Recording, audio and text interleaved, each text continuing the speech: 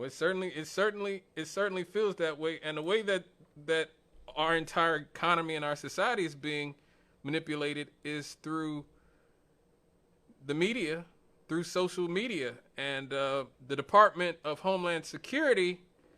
They are actually stepping up their efforts to counter disinformation coming from Russia. That's what they say, as well as misleading information that human smugglers are circulating to target migrants hoping to travel to the United States-Mexican border.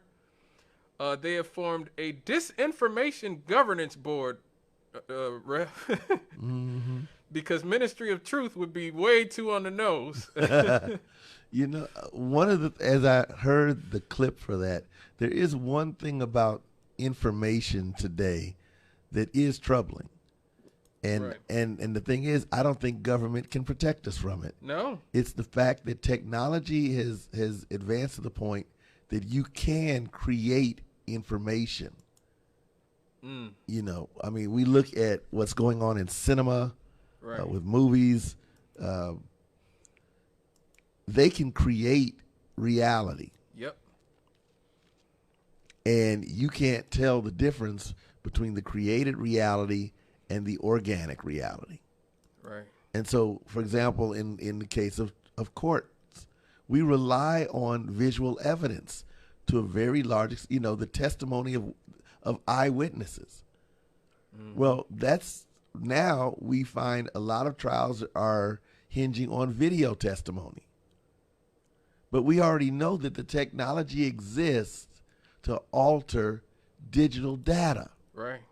So, you know, there's been movies that have already been made about the notion that the government forces, if they want to put their crosshairs on you, you know, and get rid of you or put you under their thumb, can create scenarios that put you in a crime scene. Right. And, you know, who protects us from the watchers?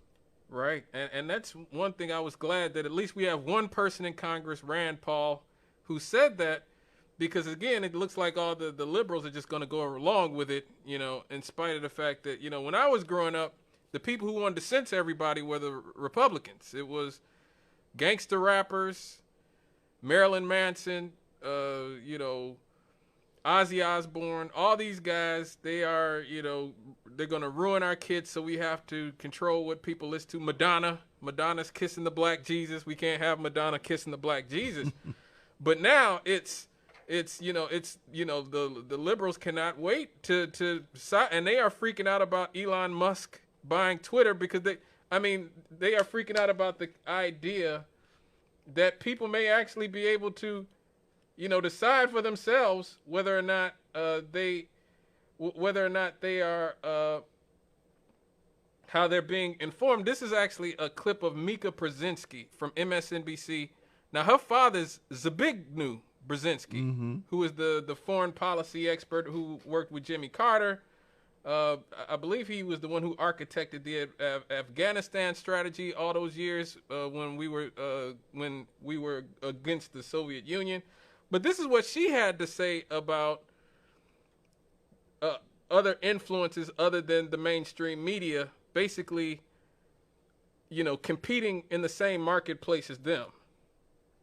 This is what she had to say. Who were Trump voters and are still Trump supporters. They go, yeah, you guys are going crazy. He's doing, what are you so surprised about? He's doing exactly what he said he's going to do.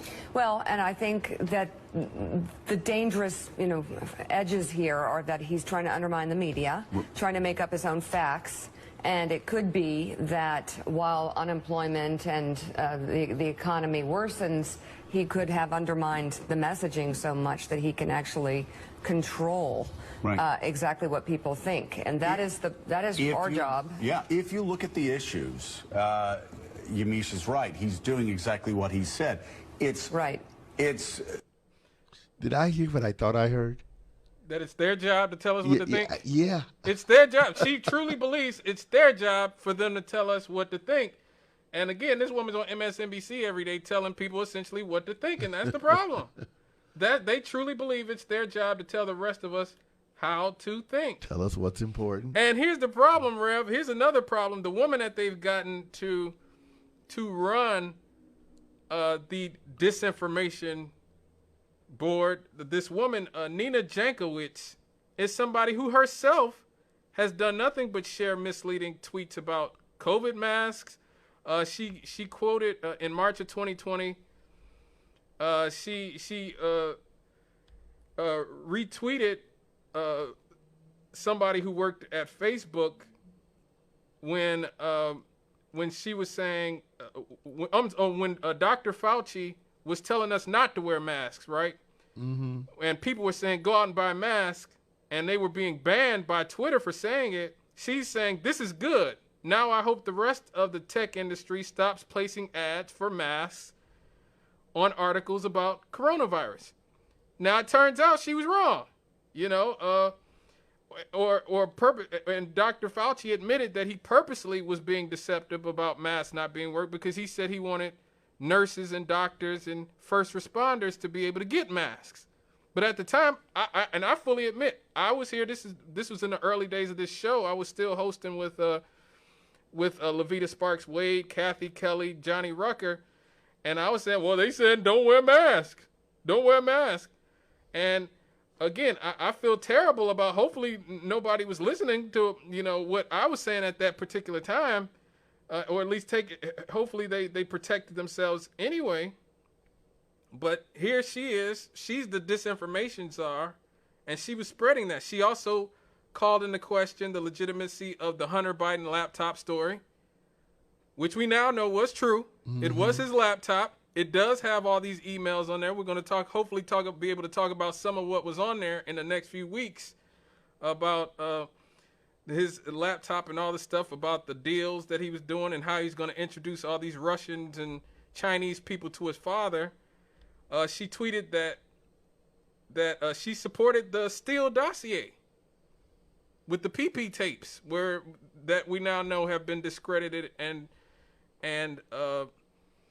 were just blatantly false, where they said that Donald Trump was being blackmailed by Russia because they had tapes on him. Christopher Steele has been completely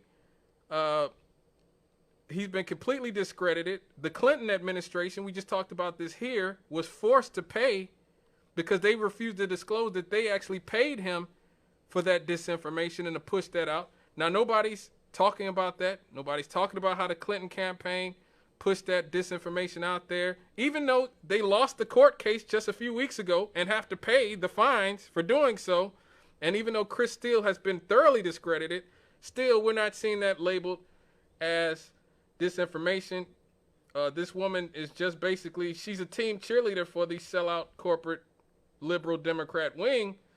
Again, these people are not the left. They hate the left. They hate Bernie Sanders. They hate all of us who talk about organized labor.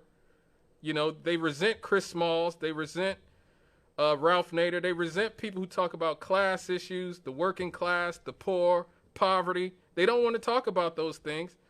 They don't like when we talk about reparations. They hate when people like myself or other left-wing black people talk about reparations, because again, that once again sort of undermines their plans. But this is actually before we have to go to Happy Happies, I just wanted to play a clip of Nina Jankowicz, where she was actually a theater major, and she actually wrote a song about disinformation. She actually wrote a song. So this is Nina Jankowicz, the new head of the Ministry of Truth. Laundering is really quite ferocious. It's when a huckster takes some lies and makes them sound precocious by saying them in Congress or a mainstream outlet. So disinformation's origins are slightly less atrocious. It's how you hide a little lie. It's how you hide a little lie. It's how you hide a little lie. When Rudy Giuliani shared that intel from Ukraine, or when TikTok influencers say COVID can cause pain, they're laundering disinfo, and we really should take note and not support their lies with our wallet, voice, or vote. Oh, information laundering is really quite ferocious. atrocious. It's when a huckster takes some lies and makes them sound precocious by saying them in Congress or a mainstream outlet. So disinformation's origin seems slightly less atrocious. Yes. Woo. I'll That's our- never look at. Gosh, boy, Mary Poppins and I will never be the same. That's our new disinformation czar, bro. Our new disinformation czar, Nina Jankowicz, Rev. So that's who's going to be determined whether or not we're telling the truth about what we say in the media or in social media. That's who's going to be determining what fact and fiction is in our society now. So, how'd that make you feel? Like I said, I'll never look at Mary Poppins the same again. I don't think any of us Ugh. will.